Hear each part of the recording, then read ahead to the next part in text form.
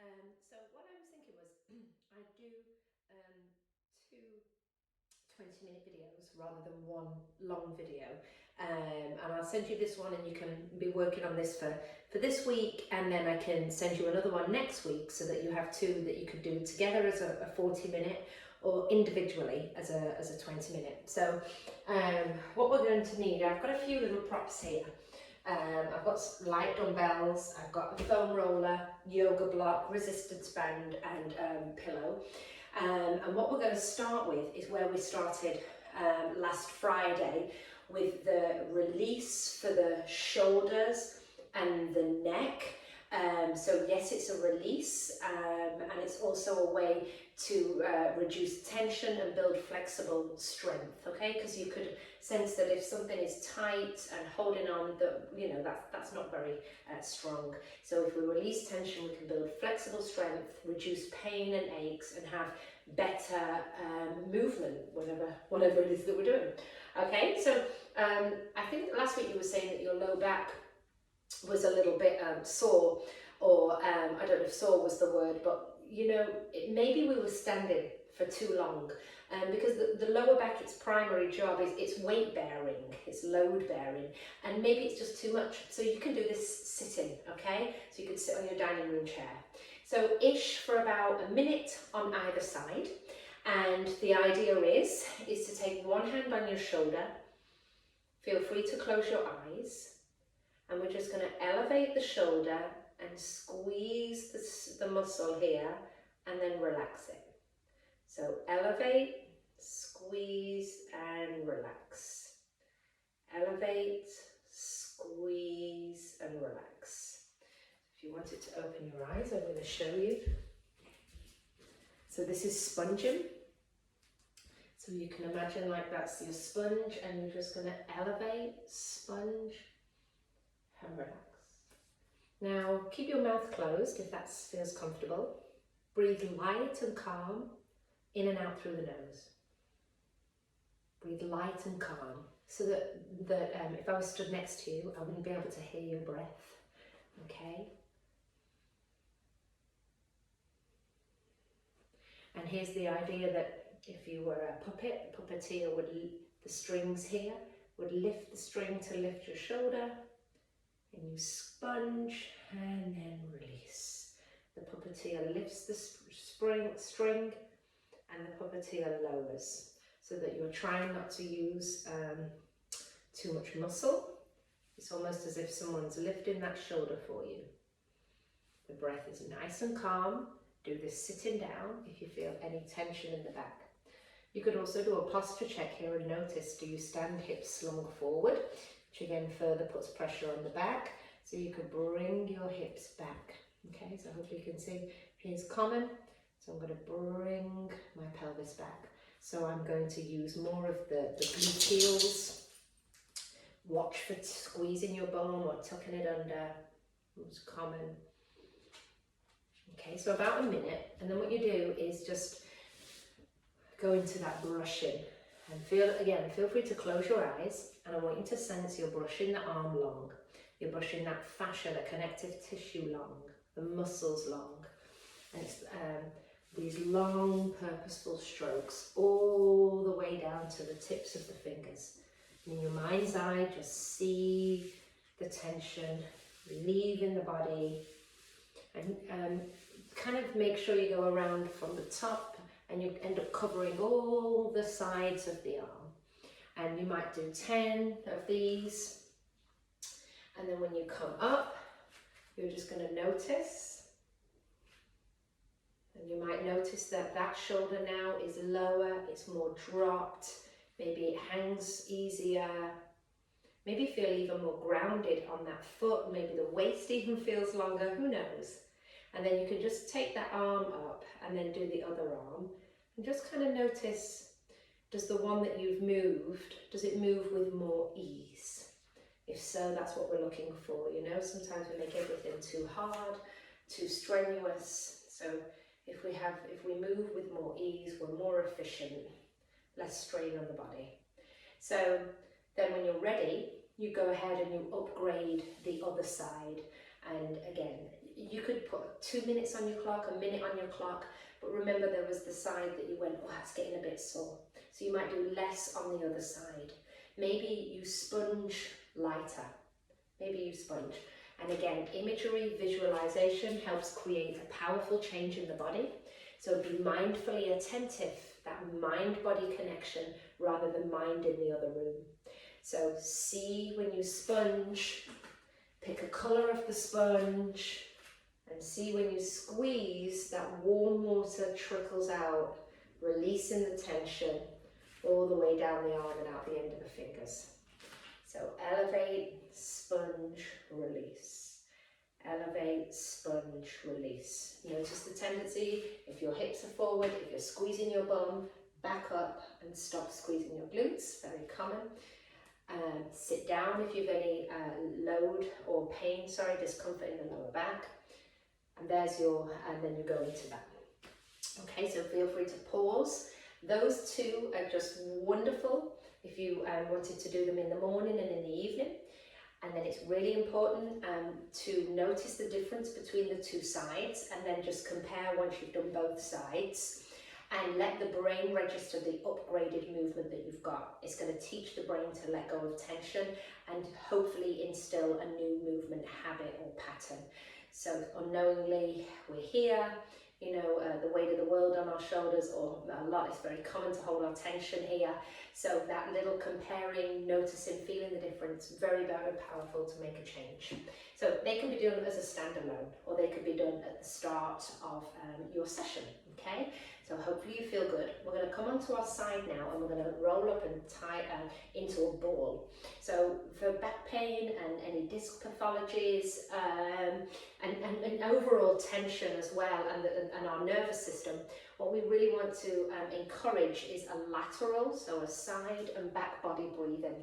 Really great to calm the nervous system, very helpful for back pain, in fact pain anywhere. So what we're going to do is we're going to do 5 breaths on either side.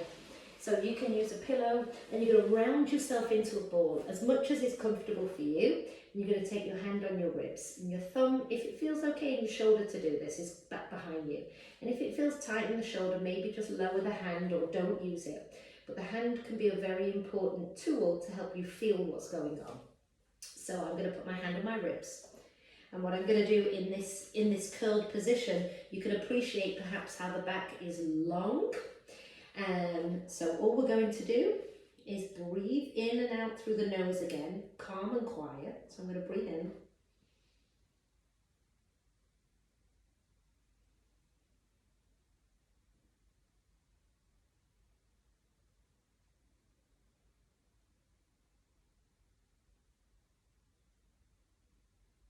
And what I want you to feel is that when you breathe in, you feel your hand, your rib expand out to the side and out back behind you. So think that you're encouraging the ribs to move out, side and back. Back body breathing. Take the breath back here. Very common that we live with our breath here. So I want you to think about it coming back here into the ribs and feel it with your hand. And see in your mind's eye. So let's use that again. See in your mind's eye that when you breathe in, the tissues, the muscles in the low back, they lengthen. The ribs open out. The belly moves forward and expands a little bit. And then exhale. I'm going to show you this. So you're breathing your breath to the back, and the breath goes down. So as you breathe in, there's this expansion of the ribs and the back body. As you breathe out, there's this natural just coming in. We'll focus on that inhalation. Okay, notice that the shoulders, the neck, the chest are all calm. You're breathing your diaphragm down. Inhale, everything down. Belly moves forward, ribs, back body expansion. A really nice place to find it. So you're tucked in a ball. So you can do 5 to 10. Sometimes when you get down there, it feels really nice. Very helpful. It's like you're stretching yourself from the inside out. Very powerful for back health. So breathing is one of the #1 things that we do for back pain, discomfort, etc. Go ahead and take that to the other side and repeat. Okay. So again, you can pause the video And this is getting length in the tissues, calming down the nervous system, and almost communicating with the body, you know, that that this is safe, that movement is good, and calming down all of that before we build it back up again with strength. So another wonderful one to do if child's pose was comfortable for you. You need quite a lot of pillows and bolsters, and this is a wonderful back body breath as well. And I would prioritise this as much as you would a typical strength exercise. So lots of pillows and bolsters. You might even have, let me just use this for example. You might even have a pillow back, you want something between your belly and your thighs. You might have a pillow or something behind the back of the legs. And if this isn't appropriate for you, it doesn't feel good, you don't have to do it. So I've got lots of pillows. Hopefully you can see that. So I want to be able to feel completely supported here. My hands are on the low back. So low back is not here, it's higher, okay? Kind of think about where the ribs end, where the pelvis begins. It's in that space. So what you're going to do is you're going to breathe in. Again, we'll just do nasal breathing, okay? Calmly, lightly, in and out through the nose.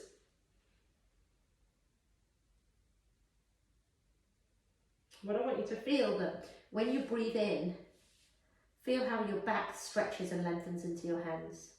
So this low back lifts up, or it stretches, and your belly presses forwards into the cushion.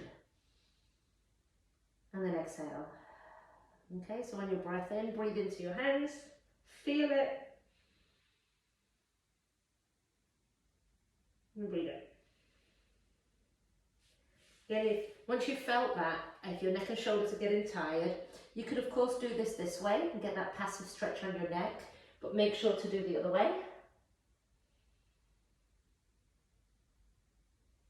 And you can be here. Lots of pillows. You really want to feel supported. Now, if you cannot feel the back body expansion, sometimes mainly it's because we're sucking the belly in. So when you're breathing in, think everything expands. So on the inhale, back expands, belly expands.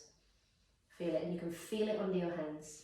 So, so wonderful. So again, you could do 10 breaths there. You can never do it too much. So if it feels really good and you're enjoying it, that's wonderful. You can stay for a little bit longer. Okay, so you could pause all of that, and that's really, really helpful. Okay, then the next one that we're going to do is our cat-cow. So we're going to come onto your hands and knees. So a reminder, so the hands are quite wide. Be on your fists if that feels better than your open palm. I think you'll find with an open palm. So we've got the two ends of the spine. You've got your head at one end and your pelvis at the other, like this. And they're both like wheels turning. They'll roll towards and roll away from each other. And I want you to think that they're balanced. They are balanced movements, rolling towards and away. And then when these move, everything in the middle is going to respond, okay? So when you're ready, we're just going to start to think about rolling the nose to the tail or the head to the pelvis, and roll the head and pelvis away.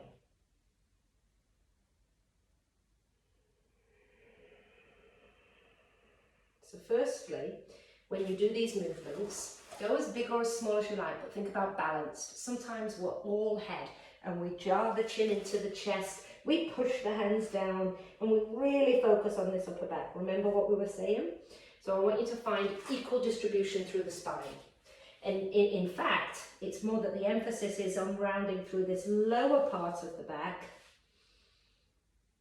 And then when we come into the cow, instead of just dipping and arching straight into that bit, so just lift your tail a little bit, maybe not as much as what you think, and instead pull the heel of the hand to the knees and think about this lifting up.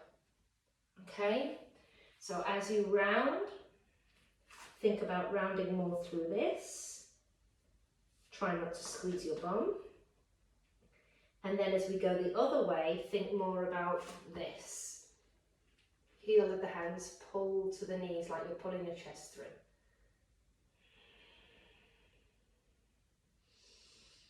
And everyone's cat-cow always looks a little bit different. So I hope that makes sense.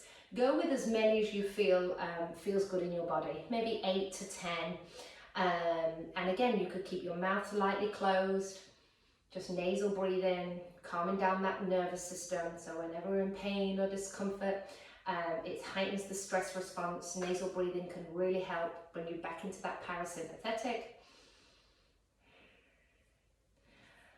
And then when you're ready, this will move straight into our rotation.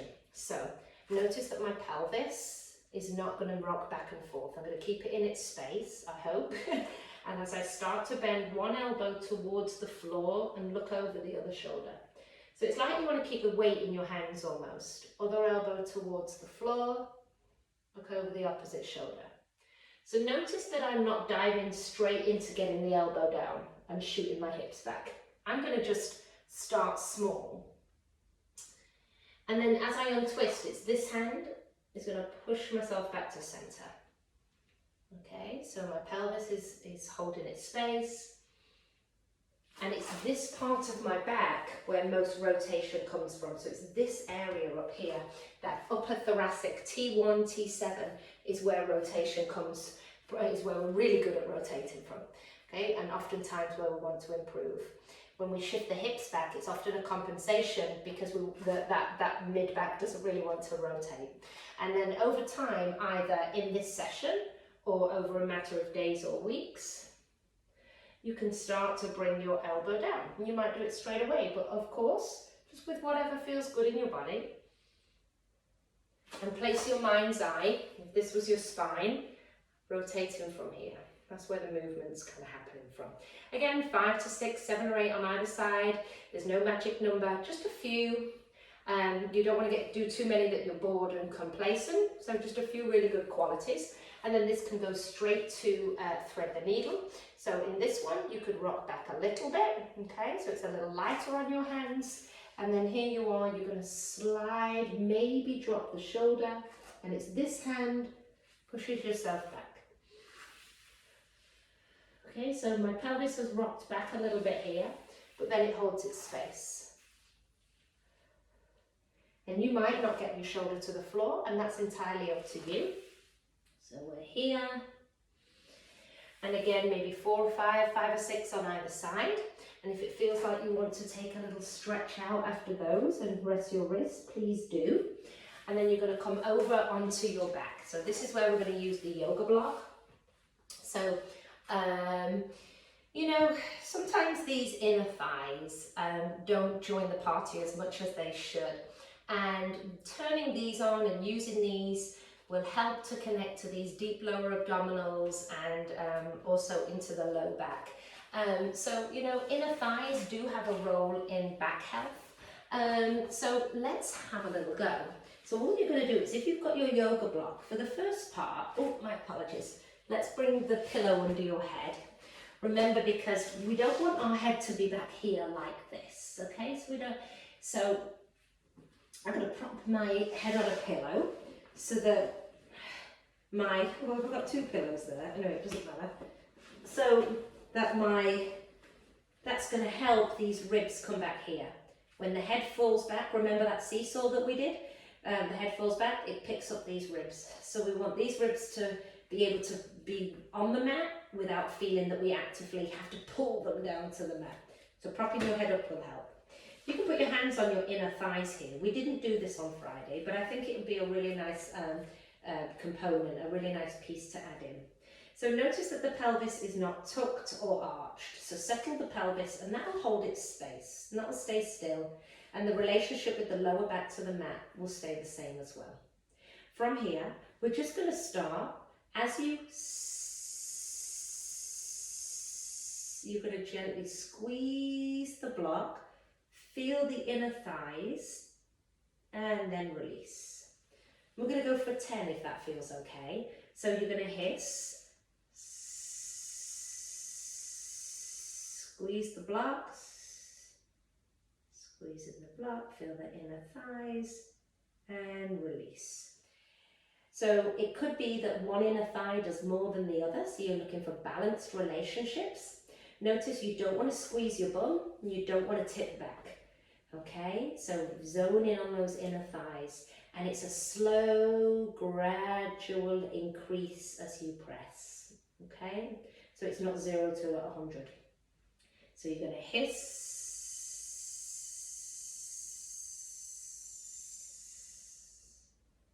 Go again.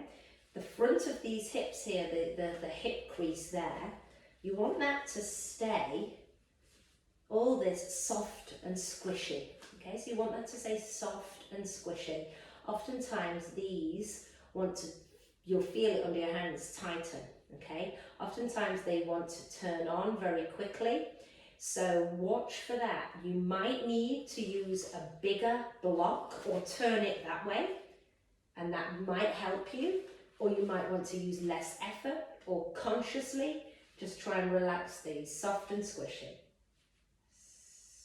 It might be what you have to do is roll the pelvis back a little bit and then do it. And then you might say soft and squishy or tip it forward a little bit. Okay? Neck and shoulders, of course, are relaxed. And you're going to exhale, squeeze, and feel belly going down. Release. Squeeze, go to the end of your breath if you can and feel belly going down and relax. Great, so let me know how you get on with that. So that's a wonderful adductor inner thigh, and it helps connect up into the deep core, and it's wonderful for helping with low back as well, believe it or not. It's a roundabout way. Okay, so the next one then that we're going to do is keep the block. By the way, if you wanted to, you could just kind of start to take the thighs out. You might want to rest out here if you wanted to just relax those inner thighs for a few moments. Okay, so we're going to take the block, and now we're going to just go into a bridge. So move the pillows out of the way. It's important in a bridge that your low back is not doing the work. You do not want to feel the low back.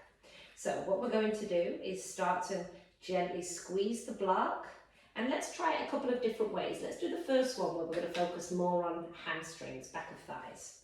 So your pelvis here will gently roll back. You'll feel the lower back meet the floor, and you come up into your bridge.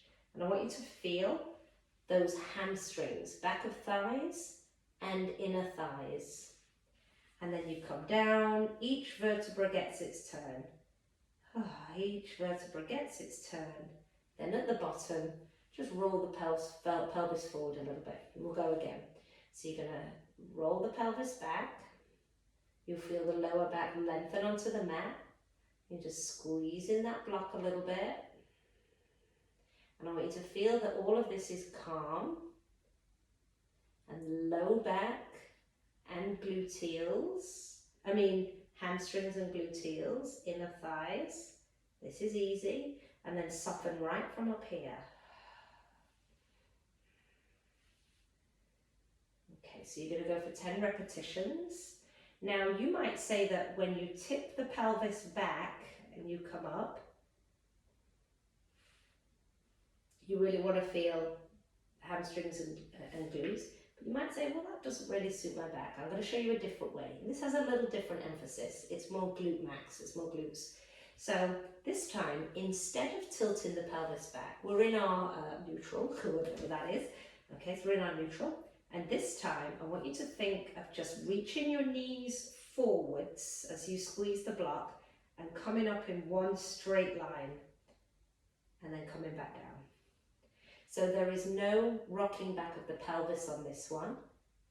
So it's like you're coming up in one straight line and then coming back. Now you might be higher than me, you might be lower than me, but I want you to feel your feet, that tripod foot. I want you to feel the inner thighs, the back of thighs and your bottom, and the low back is just being taken along for the ride. Okay, so we don't want that low back. We don't want to feel the lower back. Okay, when you're ready, you could alternate, do 5 of each, pick what one suits you best. We're going to get rid of that block, separate the knees to about the width of the mat and the arms. So feel free to pop that pillow back under your head. By the way, if you feel like you want to stretch your back out after that, be here, enjoy that, be here as long as you like. If happy baby feels good, Go for here. Okay, so you can really enjoy that moment and be here as long as you like. And then when you're ready, you put your feet maybe the width of the mat. We're going to start small, swaying both legs a little left and a little right. Start small. So a little left and a little right. And let your upper body relax. And then as you continue through your repetitions, you might start to make the movement bigger. Again, this is nice and quiet, breath is calm, and it feels like you're rolling onto the outer border of one foot and the inner border of the other foot. Outer border of one foot, inner border of the other. And you know, you don't be in a hurry, but you might bring it all the way so that the knees come to the floor. And that, again, don't force it. You might take a few minutes to get there, you might take a few days. If you are here, really focus on this long diagonal. So when you take the legs down, feel that long diagonal pull from opposite shoulder to hip and get some nice length through that front line there, that abdominal sling. And again, you can always stay with whatever feels good for you. Okay, and then go ahead and bring the legs together, and this is the one we did on Friday. So now the legs are together, and we're just gonna go where the legs move as one, go a little left. So when I take my legs left, I pick up my right foot a little bit. When I take my legs right, I pick up my left foot a little bit, so that my knees stay level and together. So here we are getting some rotation from the other end, the lowest end of the spine. And again, when you're doing this, you can start to add a counter rotation of the head. So we've got spirals, rotation from two ends of the spine. Arms are easy, just rolling on the back of the skull. And again, if it feels good in your body, feel free to let the legs go lower, as low as you like. And here we are, let's look at the reverse. You're going to use your exhale and think ribs, hips, and then knees follow. Ribs, hips, knees follow. Go over to the other end, use your exhalation. Ribs, hips, knees follow. Feels like your abdominals are doing some work. So as you exhale, ribs, hips, knees follow. And again, you've got this counter rotation with your head. And then come back through center. And if it feels like you want to again stretch out your back, please do. And then what we'll do is we'll take this into a nice hip flexor stretch. So hook one leg in, slide the other leg long, and enjoy this. Maybe 3 or 4 breaths. Again, just nice and calm. So opening up these flexors, really important for posture, back pain, so especially after you were saying, you know, you find yourself sitting quite a lot, so this might be a really wonderful one for you. And you want to feel that your low back is slack towards the floor rather than arched away. And then you can do the same with the other leg. And then what we can do, so when you're holding on, you know, at the beginning we did all the sponging. So be mindful as you go through this class. You don't want to reinforce any patterns of tension and holding. So when you're holding here, notice how you hold up here, and we want to keep that nice ease and upgradedness that we found at the beginning. So this leg is pulling in and the other leg is reaching long. From here, you can go ahead and come over. I hope that's enough for you. And then I said 20 minutes, that's half an hour, but I'll do another video then next week where we're going to use the foam roller and your weights. And if you wanted to, after you've done all of that, remember I was against the door and we did this row, so that might feel really nice, but I'll show you properly on the video next week. And you could do 3 sets of 10. Remember, it's the idea that as we row, we're kind of getting this nice expansiveness at the front and this strength at the back. So really nice postural exercise and strength building. Okay, Regina, contact me with any questions.